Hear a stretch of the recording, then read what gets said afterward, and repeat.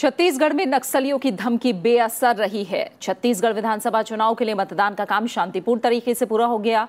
दूसरे चरण में 72 विधानसभा सीटों के लिए कल करीब 72% मतदान हुआ।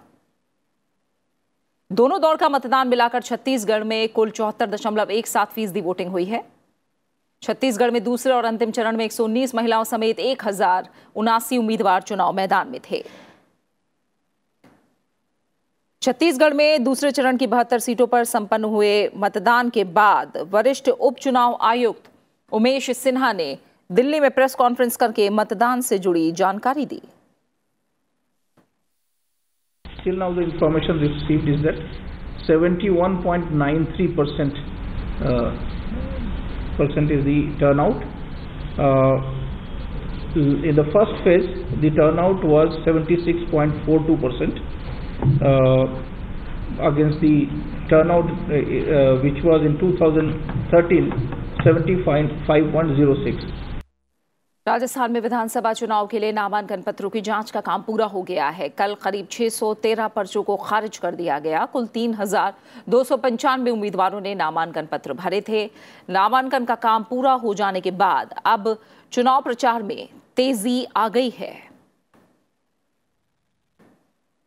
वहीं बीजेपी अध्यक्ष अमित शाह आज बीकानेर में रोड शो करेंगे। वो राजस्थान विधानसभा चुनाव में बीजेपी उम्मीदवारों के समर्थन में रोड शो कर रहे हैं।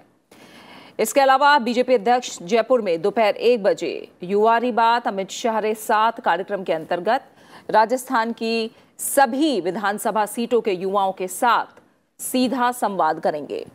लगभग 2 घंटे के इस कार्यक्रम के जरिए अमित शाह राज्य के युवाओं से रूबरू होंगे। उत्तर प्रदेश के मुख्यमंत्री योगी आदित्यनाथ ने मध्य प्रदेश के सीहोर में जनसभा को संबोधित किया। योगी आदित्यनाथ ने सरकार की उपलब्धियों को गिनाया। उन्होंने कहा कि बीजेपी विकास की योजनाओं में भेदभाव नहीं करती। आज भारतीय जनता पार्टी ने 15 वर्षों में जो बेहतरीन कार्य मध्य प्रदेश में किए हैं, मध्य प्रदेश के लिए गौरवशाली क्षणों को अपनाने और इससे प्रेरित होकर के पुनः भारतीय जनता पार्टी को यहां पर मौका देने की आवश्यकता है और इस दिशा से आज अपील करने के लिए मैं आपके पास आया हूं। मित्रों, भारतीय जनता पार्टी विकास की योजनाओं में कोई भेदभाव नहीं करती। शासन की कल्याणकारी योजनाएं इस देश के हर नागरिक को पहुंचे, ये भारतीय जनता पार्टी की प्राथमिकता है। मध्य प्रदेश विधानसभा चुनाव से ठीक पहले बीजेपी की मध्य प्रदेश इकाई आज प्रदेश भर में कमल दिवाली मनाएगी। इस कार्यक्रम के तहत हर बूथ में लोगों के घर बीजेपी कार्यकर्ता विशेष रूप से तैयार की गई कमल के आकार वाली मोमबत्ती का दीपक जलाएंगे। कमल दीपावली के जरिए बीजेपी सभी वोटरों को बूथ तक लाने की कोशिश करेगी। वहीं पूर्व प्रधानमंत्री मनमोहन सिंह आज मध्य प्रदेश दौरे पर हैं। वो आज इंदौर में प्रेस कॉन्फ्रेंस को संबोधित करेंगे। तेलंगाना विधानसभा चुनाव की 119 सीटों के लिए अब तक 3584 उम्मीदवारों ने पर्चे भरे हैं। इस बीच तेलंगाना के चेविल्ला लोकसभा निर्वाचन क्षेत्र से सांसद कोंडा विश्वेश्वर रेड्डी ने कल तेलंगाना राष्ट्र समिति से त्यागपत्र दे दिया। इसके अलावा कांग्रेस अध्यक्ष राहुल गांधी ने कल मिजोरम में चुनावी रैलियां की। राहुल गांधी ने बीजेपी पर पूर्वोत्तर की संस्कृति, भाषा और इतिहास को नष्ट करने का आरोप लगाया। साथ ही राहुल गांधी ने विपक्षी दल मिजो नेशनल फ्रंट पर भी निशाना साधा और उसे बीजेपी का ही साथी बताया।